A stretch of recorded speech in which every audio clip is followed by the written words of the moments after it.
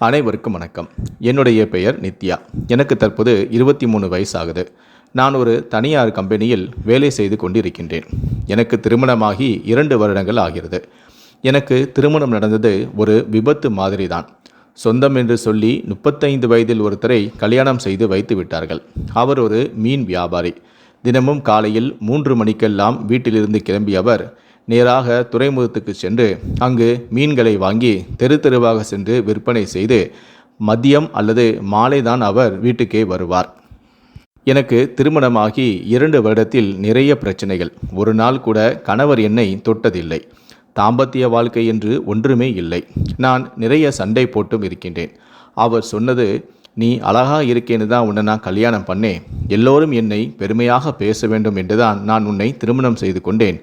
ஆனால் தாம்பத்திய சுகம் என்னால் கொடுக்கவே முடியாது. டாக்டர்கிட்ட கேட்டுட்டேன். சிறு வயதில் ஒரு தீய பழக்கம் எனக்கு இருந்துச்சு. அப்படி இருந்ததால் எனக்கு ஆண்மையே போயிருச்சு என்று என்னிடம் சொன்னார். எனக்கு என்ன சொல்வதென்றே தெரியவில்லை. ஒவ்வொரு நாளும் நகரம்தான் எனக்கு. சில நேரங்களில் நானும் உணர்ச்சிவசப்பட்டு என் கணவரின் மேல் படுத்து அவருக்கு முத்தமும் கொடுத்திருக்கின்றேன். ஆனால் அவரோ மரக்கட்டை போலதான் கிடப்பார். என் பக்கத்து வீட்டில் ஒருத்தர் இருந்தார். கருப்பாக தான் இருப்பார். கொஞ்சம் குண்டாகவும் இருப்பார். அவருக்கு திருமணமாகி 2 குழந்தைகள் இருக்கிறது. அவர் மனைவி தற்போது கர்ப்பமாகவும் இருக்கிறார். அதனால் அவர் தன்னுடைய அம்மா வீட்டிற்கு சென்றிருக்கிறார். அதனால் அவர் தனியாக மட்டுமே வீட்டிலும் இருந்தார். எப்போதுமே நான் அவரிடம் சகஜமாக தான் பேசுவேன். ஆனால் இப்போது என்னுடைய உடல் தேவையை அவர் மூலமாக பூர்த்தி செய்து கொள்ள நான் விரும்பினேன். அவருடைய வீட்டில் தற்போது மனைவியும் இல்லாததால் அவரும் தற்போது உடல் சுகத்துக்காக ஏக்கத்தில் தான் இருப்பார். இந்த வாய்ப்பை நான் எனக்கு சாதகமாக பயன்படுத்தி கொண்டு அவருடன் உல்லாசமாக இருக்க வேண்டும் என ஆசைப்பட்டேன்.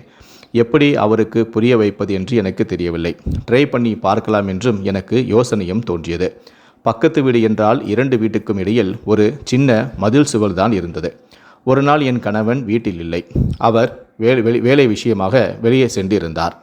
நான் துணிகளை துவைப்பதற்காக வீட்டுக்கு பின்னால் இருந்து துணிகளை துவைத்து கொண்டிருந்தேன். பக்கத்து வீட்டுக்காரர் அவரின் வீட்டின் பின்னால் நின்று கொண்டிருந்தார். நானும் அவருடன் சகஜமாக பேசி கொண்டிருந்தேன். அப்போது எனக்கு சட்டென ஒரு ஐடியா வந்தது. அவருக்கும் என் மீது ஆசை வர வேண்டும் என்பதற்காக நான் அப்போது துணி துவைத்து கொண்டிருந்ததால் என்னுடைய சேலையை மடித்து நான் முட்டிக்கு மேலே தூக்கி என் இடுப்பில் சொருகிக் கொண்டேன். நான் குனிந்து நிமிர்ந்து துணிகளை துவைக்கும் போது என்னுடைய உடல் அங்கங்கள் தெரியும்படி நான் காட்சிப்படுத்தினேன். அப்போது அவர் அதனை கவனித்தார். அவர் வச்சக்கண் வாங்காமல் என்னையே பார்த்து கொண்டிருந்தார். இதன் மூலமாக அவருக்கு என் மீது நான் ஆசையை தூண்டிவிட்டேன். எல்லா ஆண்களுமே அப்படித்தானே? ஓசியாக படம் பார்க்க கிடைத்தால் விடுவார்களா என்ன? அவரை எப்படியாவது என்னுடைய வீட்டுக்கு வர வைத்து அவரோடு உல்லாசமாக இருக்க வேண்டும் என நானும் ஆசைப்பட்டேன். அவரை எப்படியாவது என்னுடைய வீட்டுக்கு வர வைக்க நானும் முடிவு செய்தேன். அதற்காக எனக்கு இன்னொரு யோசனையும் வந்தது. நான் நேராக அவரிடம் சென்று, வீட்டில் சிலிண்டர் முடிந்து விட்டது. என் கணவன் தான் சிலிண்டர் முடித்துவிட்டால் வேறொரு சிலிண்டரில் பைப்லைனை மாற்றி கொடுப்பார். எனக்கு மாற்ற தெரியாது. அதனால் என்னுடைய வீட்டில் வந்து மாட்டி கொடுக்க முடியுமா நான் கேட்டேன். அவரும் நான் வந்து மாட்டி கொடுக்கிறேன் என சொல்லிவிட்டு என்னுடைய வீட்டிற்கு வந்தார். அவரும் உள்ளே வந்து சிலிண்டரை பார்த்து குனிந்து மாட்டக்கூடிய வேலையை செய்து கொண்டிருந்தார். நானும் அவருக்கு உதவுவது போல அவர் முன்பு நின்று குனிந்து அவருக்கு உதவி செய்து கொண்டிருந்தேன். அப்போது வேண்டுமென்றே என்னுடைய சேலையின் முந்தானையை நான் நழுவ விட்டேன்.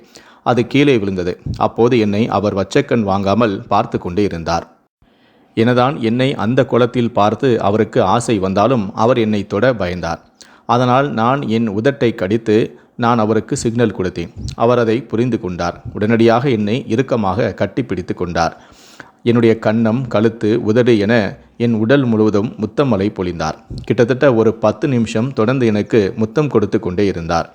அப்போது திடீரென வீட்டுக்கு வெளியே ஏதோ சத்தம் கேட்க பயந்து போன அவரோ என்னை விட்டு உடனடியாக விலகினார்.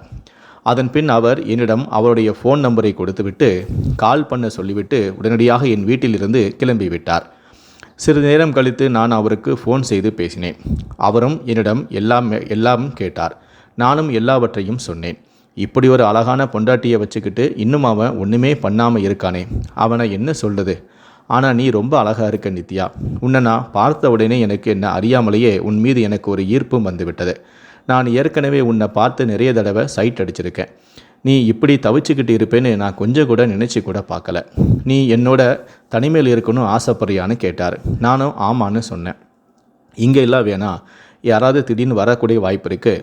அதனால் டவுனுக்கு ஏதாவது போய் சொல்லிட்டு வா. பார்த்துக்கலாம் என்று சொன்னார். எனக்கும் அவர் சொன்னதும் ஆசையாக தான் இருந்தது. ஒரு 2 நாள் கழித்து ஞாயிற்றுக்கிழமை வா, அங்கே என்னோட ஃப்ரெண்டு ஃபோட்டோ ஸ்டுடியோ வச்சுருக்கான், ஞாயிற்றுக்கிழமை கடை லீவு தான், அங்கே வந்துடு, நாம் சந்தோஷமாக இருக்கலான்னு எனக்கு ஞாயிற்றுக்கிழமை ஃபோன் பண்ணுன்னு ஃபோனை வச்சுட்டாரு. நானும் அவர் சொன்ன மாதிரியே ஞாயிற்றுக்கிழமை ஃபோன் பண்ணேன். காலையில் ஒரு 8 மணிக்கு அவருக்கு நான் ஃபோன் பண்ணேன். அவர் 10 மணிக்கு என்னை டவுனுக்கு வர சொன்னார். நான் வரும்போது ஒரு அழகான சேலை கட்டிட்டு வர சொன்னார். ஏதோ மனதுக்குள்ள அளவில்லா சந்தோஷம் எனக்கு ஏற்பட்டுச்சு. நானும் குளிச்சுட்டு ஒரு புடவையை கட்டிக்கிட்டு அழகாக ஒரு சின்ன மேக்கப் போட்டுக்கிட்டு டவுனுக்கு பஸ்ஸில் போனேன். எங்கள் ஊர்லேருந்து ஒரு 5 கிலோமீட்டர். நான் பஸ் ஸ்டாண்டில் இறங்கி அவருக்கு ஃபோன் செஞ்சேன். பஸ் ஸ்டாண்டை ஒட்டி இருக்கக்கூடிய 2வது கட்டிடத்திற்கு 3வது மாடிக்கு என்ன வர சொன்னார். அங்கு சென்று பார்த்தேன். மலர் ஸ்டூடியோன்னு போர்டு வச்சுருந்துச்சு. 3வது மாடிக்கு நான் சென்றேன். ஸ்டூடியோவின் ஷட்டர் பாதி திறந்திருந்துச்சு. எனக்கு கொஞ்சம் பயமாகவும் இருந்துச்சு. அவர் குனிந்து உள்ளே வர சொன்னார். நானும் உள்ளே சென்றவுடன் ஷட்டரை இழுத்து மூடிட்டார். உள்ளே இதமாக ஏசி ஓடிக்கொண்டிருந்துச்சு. அந்த இறையில் ஒரு அந்த அறையில் கட்டில் இல்லை, ஆனால் தரையில் ஒரு பெட்டு போடப்பட்டு இருந்துச்சு. உனக்காக நான் மல்லிகைப்பூலாம் வாங்கி வச்சுருக்கேன்னு என்கிட்ட கொடுத்தாரு. என் கணவன் கூட ஒரு நாள் கூட ஆசையாக எனக்கு மல்லிகைப்பூ வாங்கி தரலை, ஆனால் நீங்கள் முதல் தடவை எனக்கு வாங்கி கொடுக்குறீங்களே, நீங்களே வச்சு விடுங்கன்னு நான் சொன்னேன். அவரும் சரின்னு சொல்லி எனக்கு வச்சு விட்டார். மல்லிகைப்பூ வச்சதோட அப்படியே என்னை பின்பக்கமாகவே கட்டி பிடிச்சு என்னுடைய முதுகில் ஒரு முத்தம் கொடுத்தாரு. எனக்கு என்னவோ மாதிரியாக இருந்துச்சு. அதன் பிறகு என்னை அப்படியே திருப்பி அணைச்சிக்கிட்டாரு. அதுக்கப்புறம் பெட்டில் உட்கார வச்சார். கொஞ்ச நேரம் பேச ஆரம்பித்தோம். அதுக்கப்புறம் நாங்கள் எதுக்காக இந்த கடைக்கு வந்தோமோ அந்த வேலையை பார்க்க ஆரம்பித்தோம். அந்த நாள் முதல் எனக்கும் அவருக்குள்ள நெருக்கம் அதிகமாச்சு. தாலியை பார்த்துட்டு அதை கலட்டி மூளையில் வைக்குமாறு சொன்னார். நான் வேண்டாம், இருக்கட்டும், பரவாயில்லை அப்படின்னு சொன்னேன். பரவாயில்லை, இல்லை, இன்றைக்கி நீ என் பொண்டாட்டியாக இரு, இந்த தாலியை கலட்டிடுன்னு சொன்னார். நானும் சரின்னு சொல்லி அதை நான் கலட்டி வச்சேன். என்னை அப்படியே பெட்டில் படுக்க வச்சார். அவர் நான் கொஞ்சம் குண்டு, அதனால் உன் மேலே படுக்கும்போது உனக்கு மூச்சு விட சிரமமாக இருந்துச்சுன்னா நான் கனமாக இருந்தால் என்கிட்ட சொல்லு சரியான்னு சொன்னார். நானும் பரவாயில்லை, நான் சமாளிச்சுக்கிறேன், என்னால் இதுக்கு மேலே பொறுக்க முடியாது, சீக்கிரமாக ஸ்டார்ட் பண்ணுங்கள், சீக்கிரமாக வீட்டுக்கு வர போகணும் அப்படின்னு சொன்னேன். அதன் பிறகு நாங்கள் 2 பேரும் எதுக்காக இந்த கடைக்கு வந்தோமோ அந்த விஷயத்தை நாங்கள் ஸ்டார்ட் பண்ணோம். அவருடைய மனைவியும் பிரசவத்துக்காக அம்மா வீட்டுக்கு சென்றதால் அவரும் பல நாள் ஏக்கத்தில் தான் இருந்தார். நானும் பல வருஷங்கள் ஏக்கத்தில் இருந்ததால் 2 பேரும் அன்னைக்கு பலமுறை உல்லாசமாக இருந்தோம். அந்த நாள் முதல் எங்கள் இருவருக்கும் நெருக்கம் அதிகமாகிவிட்டது. அதன் பிறகு வாரம் வாரம் அந்த கடைக்கு சென்று நாங்கள் இருவரும் உல்லாசமாக இருப்பதையே வழக்கமாக்கி கொண்டோம். நானும் அவரை தினமும் என்னுடைய வீட்டுக்கு வாங்க, என்னுடைய வீட்டில் நம்ம தினமும் உல்லாசமாக இருக்கலாம் என நான் அழைப்பேன். ஆனால் அவரோ பயப்படுவார். இல்லை வேண்டாம், திடீர்னு யாராவது வந்தால் நம்ம மாட்டிப்போம், பிரச்சனையாயிரும். அது மட்டும் இல்லை, எப்போ வேணாலும் உன் கணவன் வீட்டுக்கு வந்தால் நானும் மணியும் கையும் களமாக அவர்கிட்ட மாட்டிப்போம். அதனால் உன் வீட்டில் வேணாம், நம்ம வாரம் வாரம் அந்த கடையில் வச்சு ஜாலியாக இருப்போம், யாருக்கும் எந்த விதமான பிரச்சனையும் இல்லை, என் ஃப்ரெண்டும் முன்ன சொல்ல மாட்டான், நாமளும் யாருக்கும் பயப்பட வேண்டாம், அதனால் ஜாலியாக நம்ம சந்தோஷமாக இருக்கலாம் அப்படின்னு சொன்னார். ஆனால் நான் பல முறை என்னுடைய வீட்டுக்கு கூப்பிட்டு பார்த்து கூட அவர் வரலை. அதுக்காக நானும் வாரம் வாரம் பஸ் ஏறி அவரோட தனிமையில் இருக்கணும் என்பதற்காக அந்த கடைக்கு போகிறத வழக்கமாக்கி கொண்டேன். ஆனால் எனக்கோ அவருடன் வாரம் ஒரு முறை மட்டுமே உல்லாசமாக இருப்பதை விட தினமும் அவருடன் உல்லாசமாக இருக்க வேண்டும் என்று ஆசைப்பட்டேன்.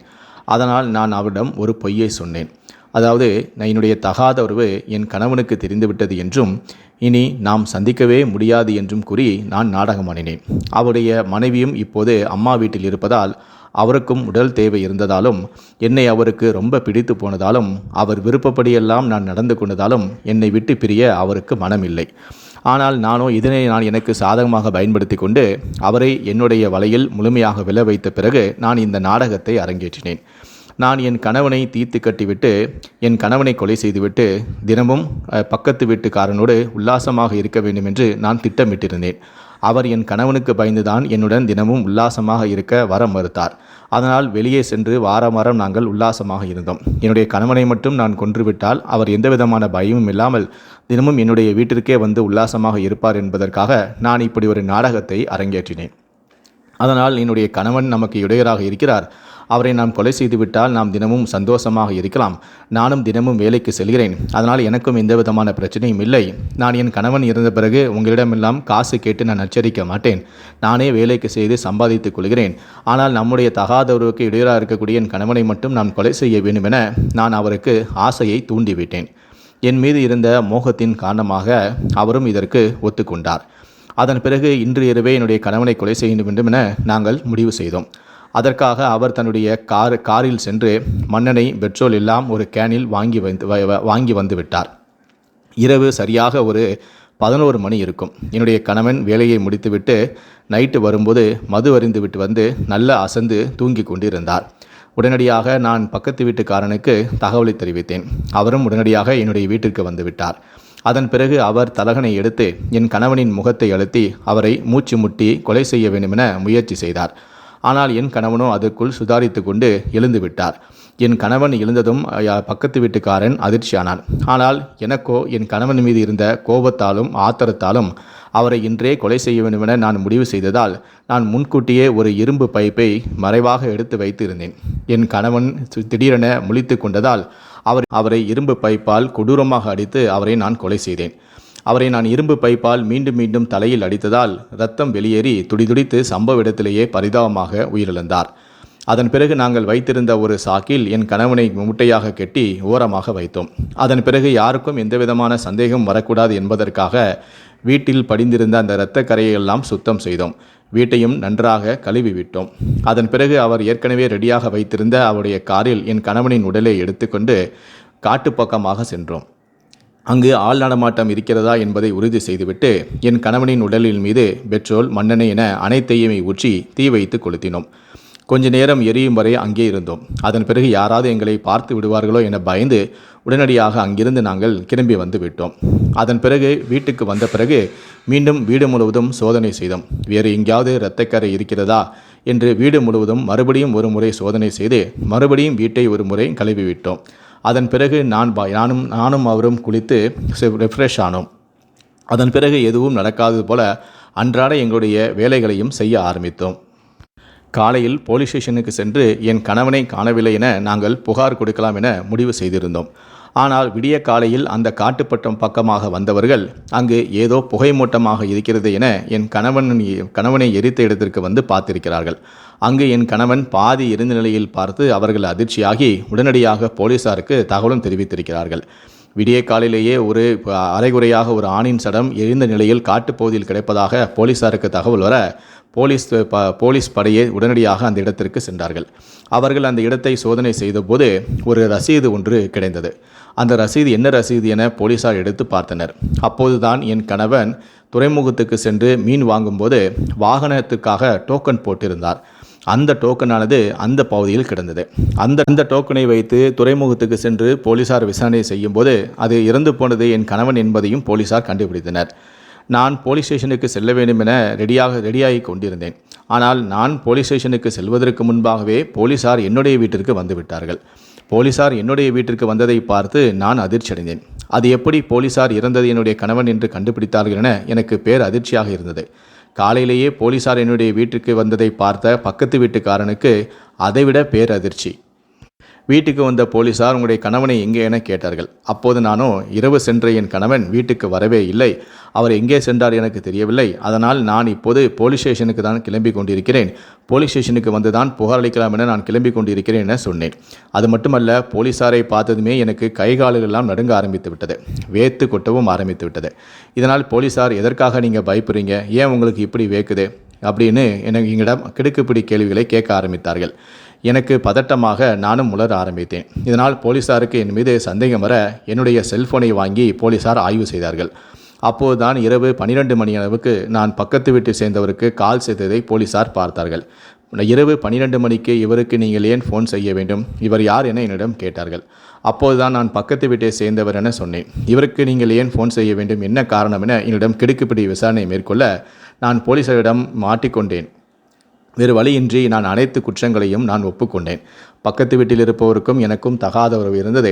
இதில் என் கணவன் இடையூறாக இருந்ததால் அவரை நாங்கள் நேற்று இரவு திட்டமிட்டு கொலை செய்தோம். அவருடைய காரிலே எடுத்து சென்று தான் நாங்கள் காட்டுப்பகுதிக்கு சென்று என்னுடைய கணவனின் உடலை எரித்து விட்டோம். காலையில் வந்து போலீஸ் ஸ்டேஷனில் காணவில்லை என புகார் கொடுத்து நாடகம் ஆடலாம் என நினைத்தோம். ஆனால் அதற்குள்ளேயே இறந்து போனது என் கணவன்தான் என போலீசார் கண்டுபிடித்துவிட்டு எங்களுக்கு முன்பாகவே நீங்கள் வீட்டுக்கு வந்துவிட்டீர்கள் என சொல்லி நான் அனைத்து உண்மைகளையும் ஒப்புக்கொண்டேன். அதன் பிறகு நான் அளித்த இந்த வாக்குமூலத்தின் அடிப்படையில் போலீசார் என்னையும் பக்கத்து வீட்டை சேர்ந்த அவரையும் கைது செய்து நீதிமன்றத்தில் ஆஜர்படுத்தி எங்கள் இருவரையும் தற்போது சிறையில் அடைத்து விட்டார்கள்.